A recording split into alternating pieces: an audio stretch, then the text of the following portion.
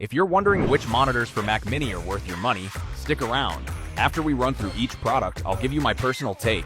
Would I buy it or would I skip it? No fluff, just my honest opinion. Let's get into it. Dell U4U25QW. This curved beast gives you a massive 5K 2K resolution and a smooth 120Hz refresh rate, though your Mac Mini might throw a tantrum and cap it at 60Hz if you don't have an M2 or M4 chip. It delivers a beefy 140 watts of power via Thunderbolt 4 to keep your desk clean, but the reflection handling is so mid that you'll literally see your own disappointed face if you sit near a window. Would I buy it? No, it's basically an expensive mirror that costs more than my car. ViewSonic VP2788 5K. You're getting that sweet 5120 by 2880 resolution with a pixel density of 218 pixels per inch, which is basically the budget version of a Retina display for half the price. It sports a solid 500 nits of brightness and a Thunderbolt 4 port for easy daisy chaining, but the build quality feels like a cheap plastic toy compared to the premium aluminum of its rivals. Would I buy it? Yes, because I love high-end pixels, but I also love having money for rent. Asus ROG Strix XG27JCG. This gaming freak manages a ridiculous 5K resolution with a 180Hz refresh rate, and it can even overclock to 330Hz if you drop it down to 1440p resolution like a total speed demon. It features a fast IPS panel and a 0.3 millisecond response time to make your cursor feel like it's on caffeine. But using a ROG gamer aesthetic with a sleek Mac Mini is like wearing neon Crocs to a black tie gala.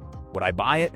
Maybe, if I could find a way to hide that aggressive gamer base under a pile of aesthetic coffee table books. LG 27M B5KLB. This classic ultra-fine 5K has the exact same panel as the fancy Apple version and charges your Mac Mini with 94 watts. Though the thick bezels look like they were designed back when we still liked the Harlem Shake. It integrates perfectly with macOS volume and brightness controls. Yet its history of ghosting and image retention issues makes it the problematic X of the monitor world. Would I buy it?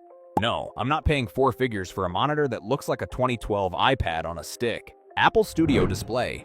You get a stunning 5K screen with 600 nits of brightness and a built-in 6-speaker sound system that actually slaps.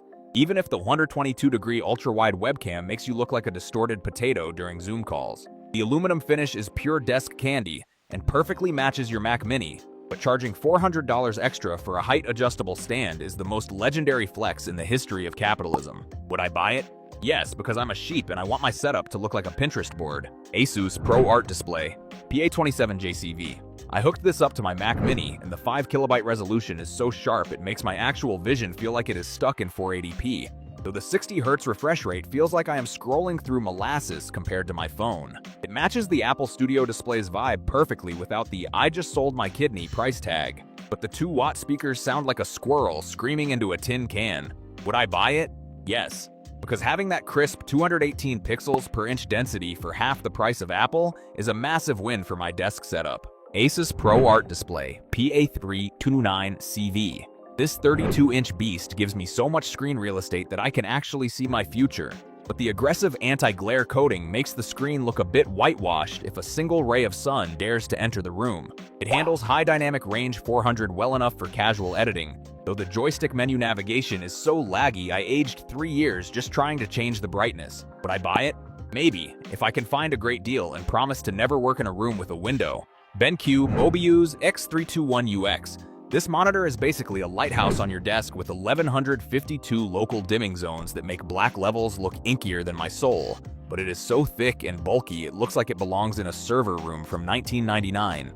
The 144Hz refresh rate is smooth as butter for gaming, yet BenQ somehow forgot to include speakers despite charging over $1,000. Would I buy it?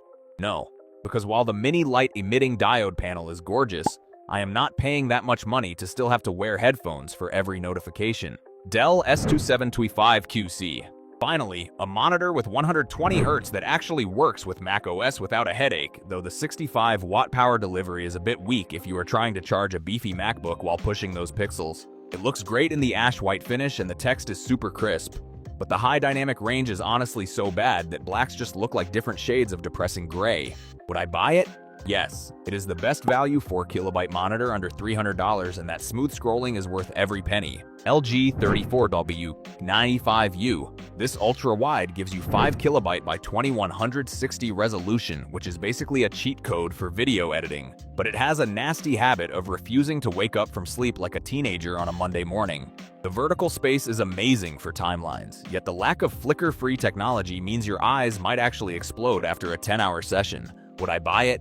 No, it is way too expensive for a screen that might require me to unplug the power cord 3 times a day just to get a signal. LG 32U990AS. This 32-inch behemoth is the first 60Hz 6K monitor with Thunderbolt 5, making your Mac Mini feel like a productivity god while your wallet cries over the $2,000 price tag. It features a gorgeous nano IPS black panel with 2000:1 contrast, but it's mostly built of plastic and will mock you because you can't even adjust the brightness or volume directly from Mac OS without third-party apps. Would I buy it? Maybe, because having 32 inches of 6K glory for programming is a dream, but that massive 360-watt external power brick is basically a space heater I didn't ask for. Samsung Viewfinity S9.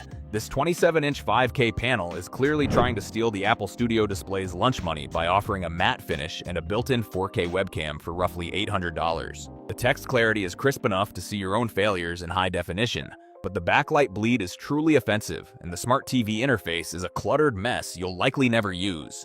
Would I buy it? Yes, because getting a 5K Retina resolution at half the price of Apple's version is the ultimate fuck you to the fruit company's tax. Samsung M90SF. This 32-inch 4K OLED beast is faster than my caffeine jitters with a 165Hz refresh rate and a 0.03 millisecond response time, making it a gaming legend. It uses AI to optimize your picture and includes 90 watts of USB-C charging for your Mac Mini accessories. But the typical brightness of 250 nits is basically a dimly lit cave compared to its rivals. Would I buy it? Yes, because the infinite contrast of QD OLED makes every other monitor on this list look like a washed-out vintage photograph. Philips My 9998. This 49-inch curved super ultra-wide is so wide it actually requires a neck workout to see your notifications, effectively replacing two 27-inch monitors with one massive 5120 by 1440 resolution slab. It's got a pop-up webcam for privacy nerds and a built-in USB-C dock, but the vertical resolution is vertically challenged compared to true 5K screens, and it's limited to a measly 60 Hz. Would I buy it?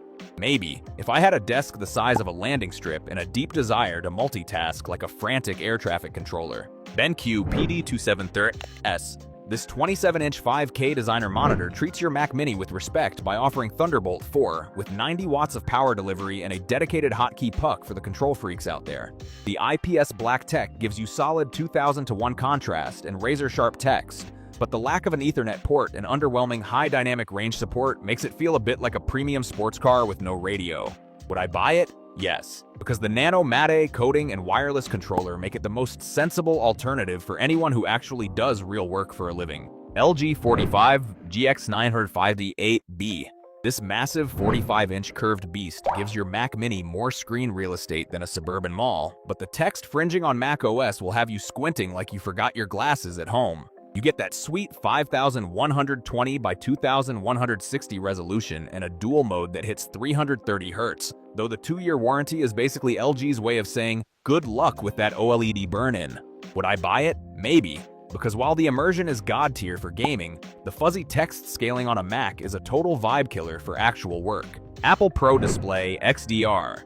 This 6kW resolution masterpiece is so bright at 1600 nits that you'll need sunscreen just to check your emails, but charging an extra grand for a damn metal stand is the ultimate fuck you to your bank account. It fits the Mac Mini like a glove with perfect retina scaling and 576 local dimming zones, even if the blooming and dark rooms makes it look a bit like a cheap flashlight compared to modern OLEDs. Would I buy it?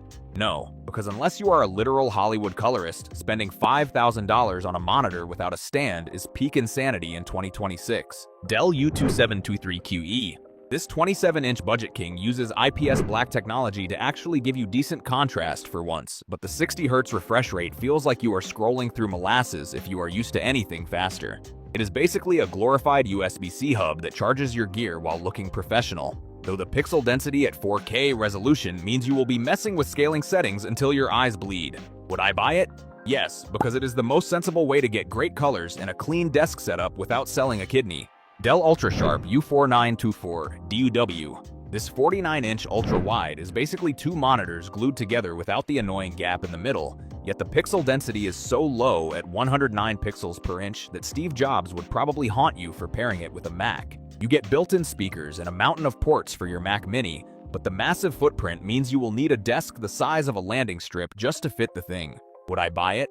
No, because the low resolution makes everything look slightly pixelated and it is just too much screen for a human neck to handle. Thanks for watching. I hope this video helped you pick the monitors for Mac Mini for you. If you have any questions, drop a comment below. Links to all of these products mentioned in this video will be in the description.